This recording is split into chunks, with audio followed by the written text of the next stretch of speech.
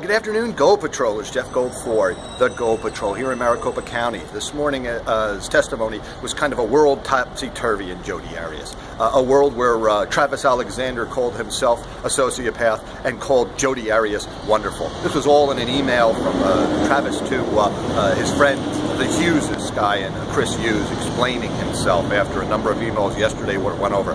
This was a world where we learned about the abuse of Travis Alexander's parents, and perhaps this is why he was a bit of a sociopath, according to this expert. Now, that was Travis's own diagnosis. He's not an expert, but this expert seemed to want to say that Travis had a lot of problems, and maybe that's why. Then we talked about Jodi Arias's abuse. Her father had beat her with a belt, her mother with a wooden spoon.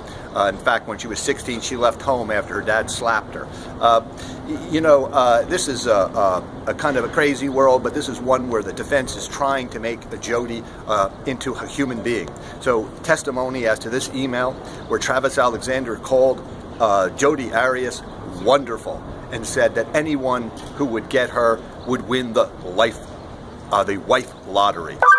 Wonderful? Well, boy, I don't know. Maybe he meant wonderful as in three-hole wonder. But in any event, this was the kind of testimony that the poor Alexanders had to listen to in the first row about the abuse of Travis as a child, and of course, his childhood was also their childhood.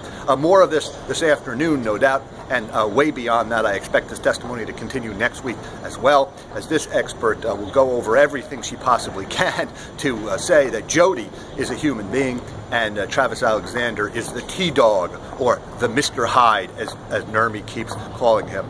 I'll give you more from this topsy-turvy world later. We'll do a spreecast at the end of the day. We'll see you then. Jeff Gold for the Gold Patrol.